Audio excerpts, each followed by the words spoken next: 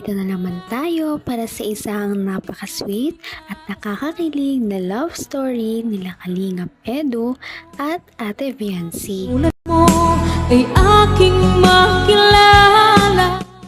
Sa pagpapatuloy ng ating love story ay matutunghayan natin ang pagpapabrace ni Viancy. Kung matatandaan natin, noong nakaraan ay may nag-sponsor sa kanya ng 60,000 para ipang brace niya na sa kanyang ngipin.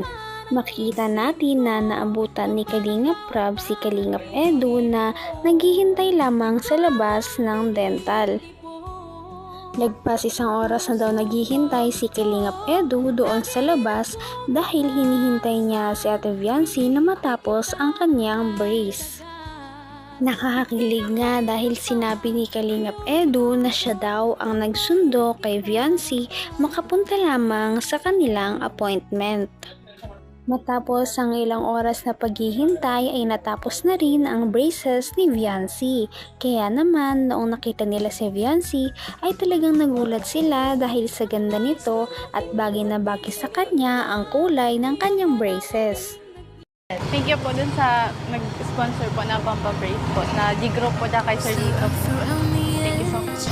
Tsaka sa NC Global Supporters po, maraming salamat po sa inyo. Sobra po ako nagpapasalamat sa inyo kasi hindi ko po ina-expect na ganito po na magkakaroon po ako ng brace. Sa ganito pong edad agad. Kala ko po pag ko na po, pag may trabaho na po ako, pag nakakatulong na po ako kay mama. Pero po ito po, thank you so much po. Pagkatapos ng kanilang appointment sa braces ay may pinuntahan muna sila na ginagulat ni Viancy. Hindi niya ina-expect na noong araw na iyon ay makakapunta siya sa lugar na iyon.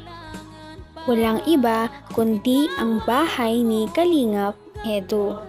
Hiyang-hiya nga si Ate Viancy dahil ayaw niya talagang pumasok sa bahay nila Kalingap Edu. Sinasabi niya na doon na lamang daw siya sa labas magpapahinga. Talagang mahiyain talaga si Viancy at napaka-humble na tao. Ngunit sabi naman ni Kalingap Edu ay lagi niya siyang pinapatuloy sa kanilang bahay kaya naman si Kalingap Edu naman daw ang magpapatuloy sa bahay nila. Kahit pa ayaw ni Viancy kanina ay pumayag na rin lang siya dahil wala na talaga siyang magagawa dahil hindi lang si Kalingap Edu ang pumapilit sa kanya kundi ang buong Kalingap team. Para naman hindi mahiya si Viancy ay hinawakan na ni Kalingap Edu ang kanyang kamay at ginaid papasok ng kanilang bahay. Kaya naman kinilig ang mga manonood sa ginawa ni Kalingap Edu kay Viancy. Ikaw mahiya. May aso dito May aso dito, malaki. Mag-iingat ka. Sige, shoot. Pasok na. Hello, Biancy. Nakita mo na siya, no? Oo, dati ko nang kilala. Napunta na dito. Napunta ko na yung isa. Yan po. Welcome po kayo. Hello. Lahat Ella Vlogs po. Huwag kayo magulo. Ang asong to. Bilis po. Ayan. Siyempre, magkapatid. Makikita natin kung gaano talaga kagalang si Viancy pagdating sa ibang tao dahil pagpasok niya pa lamang ay nag-bless na agad siya sa mama ni Kalingap Edu na nag-welcome sa kanila papasok sa bahay. Kaya naman dito natin masasabi na si Viancy ay talagang napakagalang at marespetong dalaga. Kaya naman hindi na nila ito pinatagal at pinapasok na si Viancy sa bahay nila Kalingap Edu. Ito nga ang first time na makakapunta si Viancy sa bahay nila Kalingap. Kaya naman makikita natin na talagang nahihiya pa siya at di niya alam ang gagawin. Sabihin mo ang gusto mo. Kahit ano. Kailan po dito lang po. Kahit ako. Joke lang.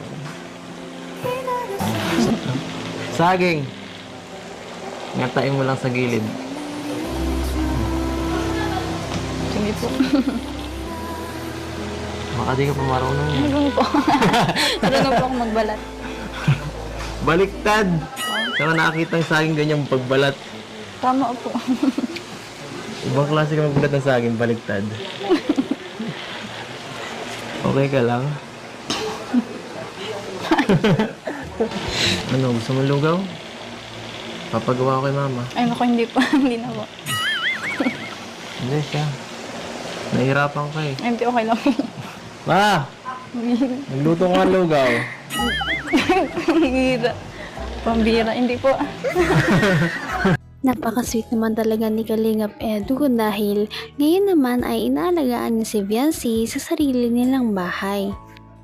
Sabi niya ay bumabawi lamang daw siya kay Viancy dahil kapag sila naman ang nasa kanilang bahay ay inaalagaan din niya ang Kalingap team. Dahil alam ni Kalingap Edu kung gaano kahirap at kasakit magkaroon ng brace ay alam na alam niya kung paano niya alagaan si Viancy ngayon na bagong brace lang din siya. Maya-maya naman ay nangyari na ang pinakahihintay ng lahat dahil pinakilala na ni Kalingap Edu si Viancy sa kanyang mama. Mungga, saging o pakwan? O lahat? Wala po. Ha? Wala? Ay, ganun. Bakit wala? Ano favorite mo bukas? Yes, steak. Ano favorite mo bukas? Ano yung blend? Pinoon po.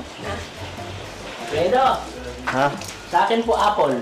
Anong apple? Ito po, Wala namang sakit ang ngipin mo. Oo. meron din po eh. Okay lang yan. Nahirapan po ako lumunok eh. Ayun lang ako. Opo. Para kay Viancy ito at di siya makakain. Ay, para kay ate. So sweet naman. Sweet naman Kuya Ido ko. Yan. Diba siya ate na lang tayo. Ay, So yan. ikaw ang pag-ibig na binigay. Sige, para sa'yo lang yan. Tayo ito. Ha? Talaga namang napaka-effort ni Kalingap Edu sa pag-aalaga kay Viancy dahil alam niya na masakit nguyain ang saging kaya naman pinag-blender niya si Viancy ng iba't ibang prutas dahil alam niya na hindi pa kumakain si Viancy simula umaga. Makikita rin natin kung gaano ka-approve ang nanay ni Kalingap Edu kay Viancy dahil sino ba namang hindi a-approve sa kanya kung ganyan siya kabait, kahumble at kasipag dahil alam din nila na nanonood ng vlog ang nanay ni Kalingap Edu sa kanilang serye. Kaya naman kilala ng mama ni Kalingap Edu si Viancy at ang kanyang mga ugali. Talaga namang kahit nandyan ang mama ni Kalingap Edu ay hindi talaga siya nahihiya na ipakita kay Viancy kung gaano ka-special ang dalaga para sa kanya.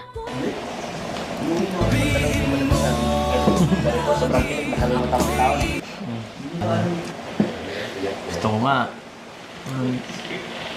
Gusto ko nga talagang ganyan. Kung ganyan ang abala, edi okay lang kahit araw-araw. Gusto mo pahinga ka muna? Makapagod ka pa. Grabe talaga ang pagpaparamdam ni Kalingap Edu kung gaano kahalaga si Viancy para sa kanya. At nakakatuwa din tignan na si Viancy ay parang nag-open up na rin para kay Kalingap Edu. Ngunit maya-maya ay nagulat na lang ang Kalingap team dahil nung tapos na silang kumain ay bigla na lamang naghugas si Viancy ng plato. Kaya naman agad-agad siyang pinigilan ng mama ni Kalingap Edu dahil mapapagod lamang siya. Ngunit dito natin makikita kung gaano talaga kagalang si Viancy kapag nasa ibang bahay siya. Meron talaga siyang manners kahit saan siya magpunta. Kaya naman humahanga talaga ang viewers at kanyang mga supporters. Bukas na sa plato. Naghugas ka plato. Mangilaw ka ng kamay mo. Sige. Hindi. Ed, si Beyonce, mahugas daw ng plato. Hindi. Bawal. Ang masabi ko sa kanya? Ayaw ko bait. Okay. Pasado, no? Pasado.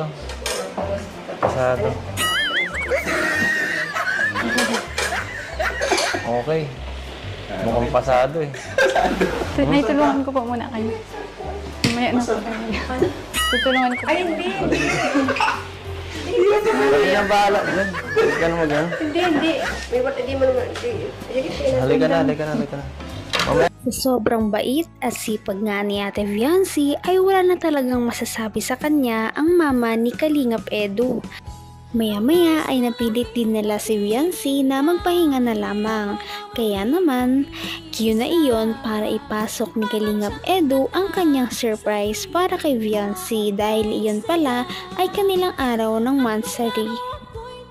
Napakadaming binigay ni Kalingap Edu na flowers para kay Viancy at nagpaabot din ang kanyang mga supporters ng mga cake. Anong tingin yan? Flowers for you. Ano po meron? Anong meron? Sakit naman nun. Happy third monthsary. Hindi mo alam. Grabe. Remote mo na agad. Hindi pa mabuhay, di kahit nakailan. Sasabihin? Salamat po sa ano. Sa lahat po. Sana po hindi po ay magsawa. Magsawa saan? Paano kung magsasawa? Hindi mangyayari. Grabe talaga ang kilig na dala ng Viancy at Edu na tambalan. Kaya naman marami talaga ang sumusuport sa kanila at hindi nagsasawa na magpadala ng kung ano-ano mga regalo.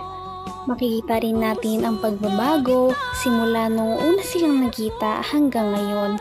Makikita natin na tuloy-tuloy ang pagde-develop ng kanilang feelings sa isa't isa. Dahil sinabi din ni Viancy na sana ay hindi magbago si Kalingap Edu sa pakikitungo sa kanya.